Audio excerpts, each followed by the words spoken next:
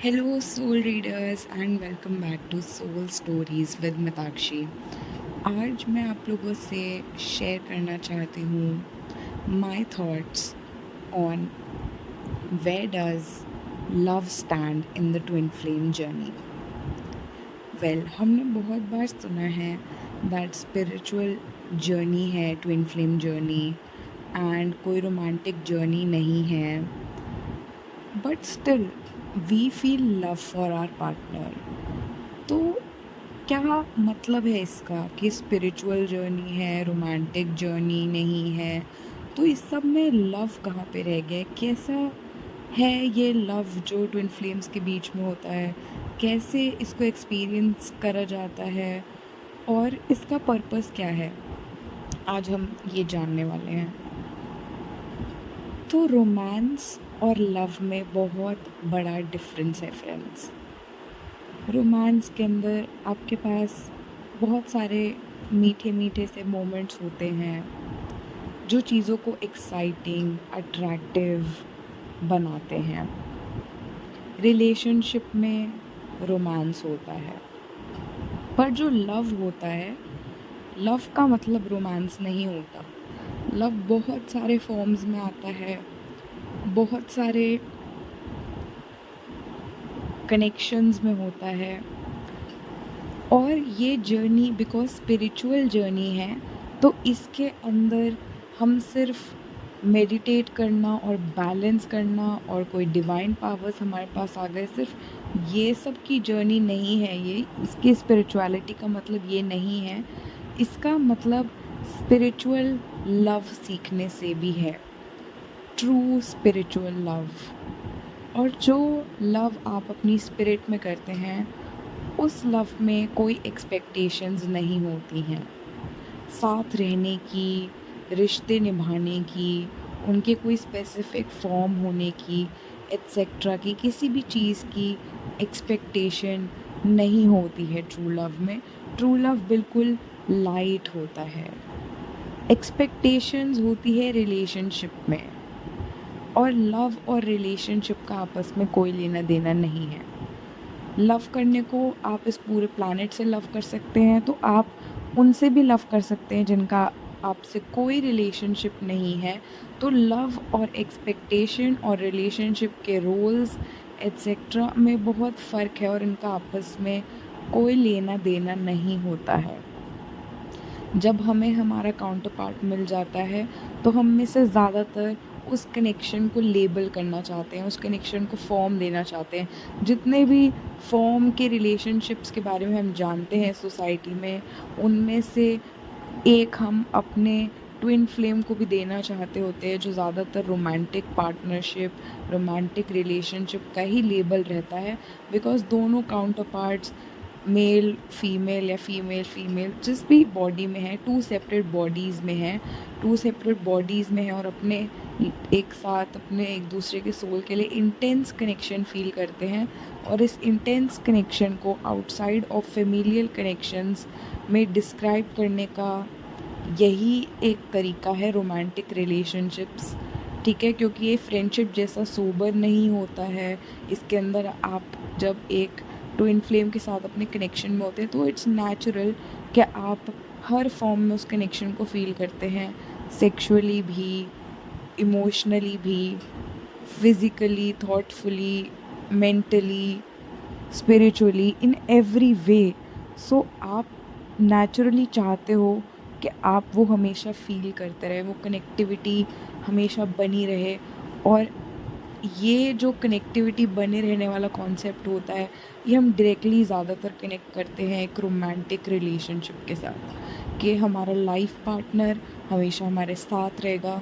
तो हम इस यूनियन की एनर्जी को हमेशा फील करते रह सकते हैं, if this person becomes my life partner.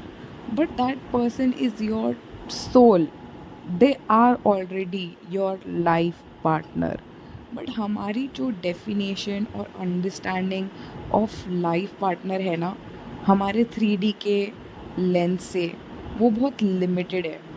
और जब कोई स्पिरिचुअल जर्नी में आ जाता है और स्पिरिचुअल अवेकनिंग के थ्रू वो इनलाइटन होता है, तो जो भी लिमिटेशंस होती है ना, वो उस पर्सन के लिए नहीं बनी होती। They are sent here on this planet to break every limitation that is there. एक स्पिरिचुअल अवेकनिंग होने के बाद आपको अवेकन इसलिए नहीं किया गया ताकि आप ऑर्डिनरी लोगों जितना ही सोचो करो और दैट्स इट। अगर आपको ऑर्डिनरी ही रखना होता तो आप अवेकन क्यों होते? आपका सोल अवेकनिंग में पार्टिसिपेट नहीं करता और डिवाइन आपको अवेकनिंग के टूवर्ड्स लेके नहीं आते। आप वही रहते फिर लिमिटेड अपने ऑर्डिनरी लाइफ के अंदर, एवरीडे लाइफ के। हम पैदा हुए, फिर हमने किसी से शादी करी, फिर हमने पढ़ाई वढ़ाई कर ली, ऑनर्स वगैरह ले लिए हमने बीच में, कुछ अवार्ड जीत लिए, कुछ पैसे कमा लिए, कुछ लोगों में अपनी रेप्यूटेशन बना ली। वही जैसे बेसिक डिज़ायर्स होती हैं हर किसी की, उनको फुलफ़िल कर लिया और फिर हमने कुछ बच्चे कर लिए और फिर उनको बड़ा कर लिया और फिर उसके बाद हम मर गए और बस ख़त्म हो गई हमारी कहानी ख़त्म। अगर यही कहानी हमें पूरी करनी होती तो हमें अवेकन क्यों करवाया जाता? एक अवेकन्ड पर्सन अलग होता है, अलग चीज़ों के लिए बना होता है। तो ये सब ऑर्डिनरी चीज़ें उसकी लाइफ में लिखी ही नहीं है। इसका मतलब ये नहीं है कि बुरी चीज़ें ही लिखी हैं। इसका मतलब ये नहीं है कि हैप्पीनेस नहीं मिल सकती।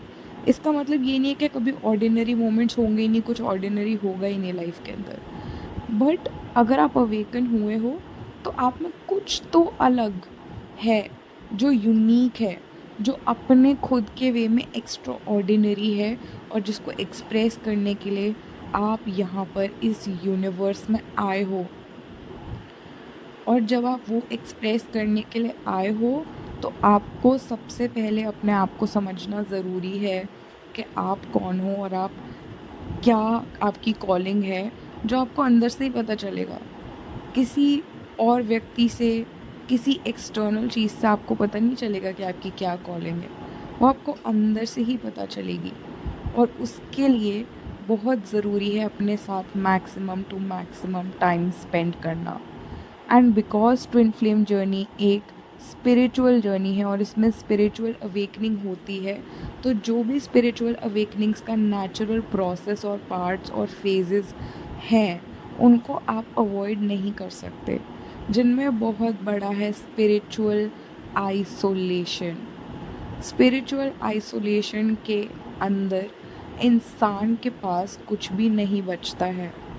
You are stripped away of everything you ever thought was true about your own life, about yourself। जिसके अंदर ना आपके पास कोई रिलेशनशिप बचते हैं, सबका अजीब सा फेस रिवील हो जाता है। जिसको फेस रिवील बोले तो हम दूसरे को विलेनाइज कर रहे हैं, बट एक्चुअली में हमारा खुद का ही ईगो ब्रेक हो रहा है, इसलिए हमारे फेस रिवील्स हो रहे हैं, इसलिए हमें कार्मिक्स मिल रहे हैं, इसलिए हमारे को लोग छोड़ के जा रहे हैं, इसलिए कोई भी हमारी लाइफ में टिक नहीं पा रहा है, बिकॉज उनका टिकना लिखा ही नहीं है इस टाइम पे।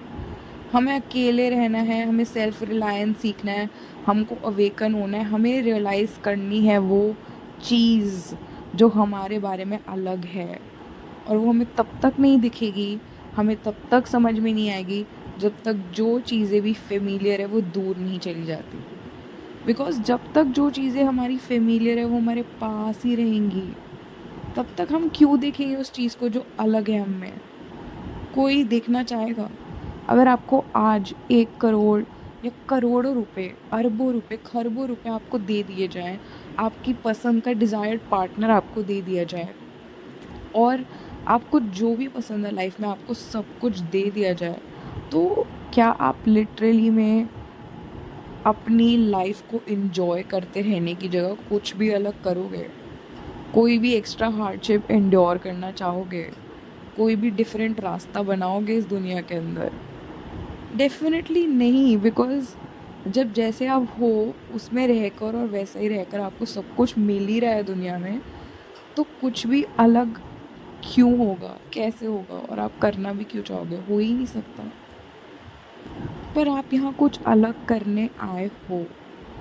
आप अपनी अवेकनिंग से बहुत इम्पैक्ट क्रिएट करते हो, अपने आसपास के वर्ल्ड पे, अपनी सोसाइटी पे, अपने इन्वायरमेंट पे, अपनी टाइमलाइन पे, अपने देश पे, अपने कल्चर पे, अपने लोगों पे, अपनी फैमिली में, बहुत सारी और चीज़ों में आप ऐसा इम्पैक्ट क्रिएट करते हो जो बहुत बड़ा है और बहुत ज़रूरी है। और वो इम्पैक्ट जो आप क्रिएट करने आए हो वो कहीं ना कहीं आपसे भी बड़ा है, और आप उसे अभी नहीं देख पा रहे हो नेचुरली, बिकॉज हम सब कहीं ना कहीं बस अपनी मैं तक ही स्टक रहते हैं। हम डिज़ाइंड इस तरीके से है कि हम पहले अपने बारे में सोचना चाहते हैं, अपने आप को प्रोटेक्ट करना चाहते हैं, जो कि सही भी है। पर when you are God's child and God has awakened you, then you are already protected. You're already taken care of. Everything is already meant to come to you naturally. पर क्योंकि हम अपनी वो मैं को छोड़ ही नहीं पाते हैं, हम वो बड़े बैटल्स तक पहुंच ही नहीं पाते हैं। हम छोटे छोटे बैटल्स पे ही अटक जाते हैं। कब किसका टेक्स्ट आएगा, कब कौन कॉल करेगा, कब किसकी किससे शादी होगी, कब किसकी शादी किससे नहीं होएगी, कब कौन किसी और के पास जा रहा है, बस इतना ही। और जब माइंड इतने में ही रहेगा तो आप ग्रेट चीज़ें नहीं कर सकते। सोचो, Thomas Alva Edison, Einstein, mother Mary, Jesus, Vishnu ji, Shiv ji, Hanuman ji, mother Teresa, चाहे ह्यूमन हो चाहे गॉड हो, बट अगर वो ग्रेट हो तो क्या वो ये चीज़ों के बारे में सोच रहा होगा? क्या उसने जितना टाइम आज तक हम ऑर्डिनरी लोगों ने, जो अपने आप को अभी तक ऑर्डिनरी समझते हैं, जितना टाइम हमने इन सब चीज़ों पे स्पेंड किया है, क्या उन लोगों ने किया होगा? अगर हम गौर से देखें तो हमें पता चलेगा कभी भी नहीं। और यही हमारे इन चीज़ों को आंसर करता है कि स्पिरिचुअल जर्नी का मतलब क्या है। कुछ डिफरेंट करना, कुछ ग्रेट करना। यस, हर कोई बहुत ज़्यादा ग्रेट चीज़ें करके बहुत फेमस और सक्सेसफुल नहीं होगा। दशरथ मांझी भी अपने टाइम पे एकदम से बहुत फेमस और सक्सेसफुल नहीं हुए थे, काफ़ी टाइम बाद हुए थे। ऐसा नहीं हुआ था उन्होंने आज ही डिसाइड किया कि वो पहाड़ तोड़ेंगे और कल वो फेमस हो गए। वो ऐसा करते रहे करते रहे करते रहे, फेमस भी हुए, लोगों ने उनकी फेम से फ़ायदा भी उठाया, किसी ने उनकी हेल्प भी नहीं की, बट वो तब भी करते रहे करते रहे करते रहे। आज तक भी उन्हें याद रखा जाता है for that, for what he did. But why did he do it? Did he do it to become famous? Did he do it to for any selfish reasons? No, he did it for the greater good and for his true love. True love के अंदर क्या वो रोते रहे कि oh my God my wife died, या फिर उन्होंने उस पेन को एक लेसन बनाया, एक फ्यूल बनाया और उसको एक बड़े पर्पस में लगाया ताकि किसी और के साथ ऐसा ना हो। अपने पेन को ट्रांसम्यूट किया उन्होंने पावर में, विजडम में, ग्रेटर गुड में, पॉजिटिविटी में, चैनल किया उन्होंने उन फीलिंग्स को। और जब तक हम ये करना नहीं सीख लेते हैं तब तक वो हमारा रॉक बॉटम चलता ही जाता है, चलता ही जाता है, चलता ही जाता है, जब तक ऐसा पॉइंट ना आ जाए जहाँ पर आप रियलाइज़ करो कि none of those things matter. You are here for something greater than yourself. And when you're here for something greater than yourself, then you develop a kind of compassion and understanding in yourself कि फिर वो जो भी wronged होने वाला गुस्सा होता है वो कहीं ना कहीं चले जाता है, काम डाउन हो जाता है, और जिस चीज़ के साथ आप बचते हो वह बहुत सारा फ्यूल और बहुत सारी पावर जिसको आप फिर ग्रेटर गुड में लगा सकते हो। एंड देन ट्रूली आप गॉड्स प्लान में पार्टिसिपेट करना शुरू करते हो, ट्रस्ट से और फेथ से, जिसमें आपको पहले कभी कोई भी फेथ भी नहीं था, कभी आपने सोचा भी नहीं था कि आप ऐसी कोई चीज़ में पार्टिसिपेट कर रहे होगे, ऐसी कोई चीज़ आपके लिए बनी हुई होगी।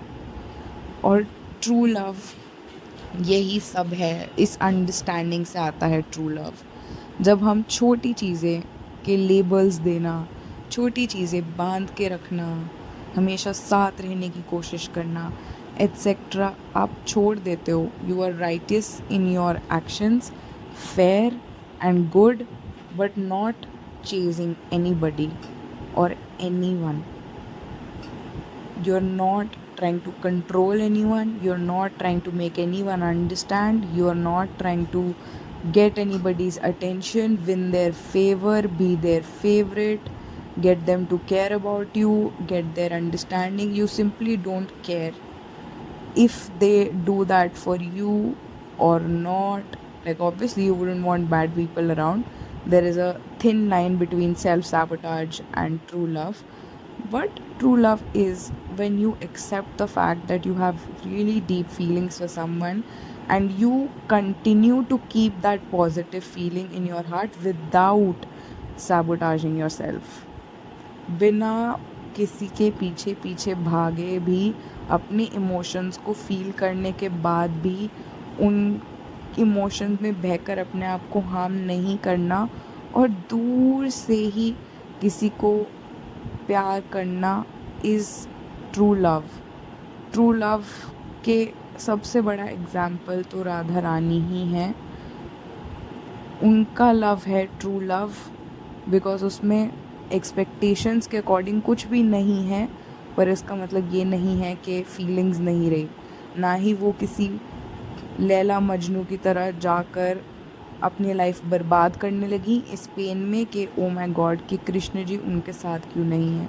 उन्होंने अपना सोल बॉन्ड एक्सेप्ट किया, अपनी ड्यूटीज़ पूरी की, अपना पर्पस फुलफ़िल किया, अपनी लाइफ को अच्छे से जिया, अपनी सारा रोल जो भी वो यहाँ पे प्ले करने आई थी, जिसकी भी लाइफ में, अपनी खुद की लाइफ में, यूनिवर्स के लिए उन्होंने वो प्ले किया. और रिजेंटमेंट को अपने दिल में कोई जगह नहीं दी. वो है ट्रू लव. जो मीरा जी ने कृष्ण जी से किया वो है ट्रू लव. कोई फिज़िकल फॉर्म नहीं है, कोई फिज़िकल बंधन नहीं है, किसी तरीके का कोई लेबल नहीं है, सोसाइटी की एक्सपेक्टेशंस के बिल्कुल ऑपोजिट है.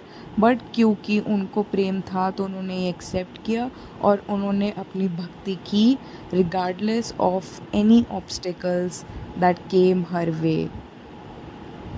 तो ट्रू डिवोशन के साथ उन्होंने अपना लव किया. जो ये है ट्रू लव जो यशोदा मैया कृष्ण जी से करती थी.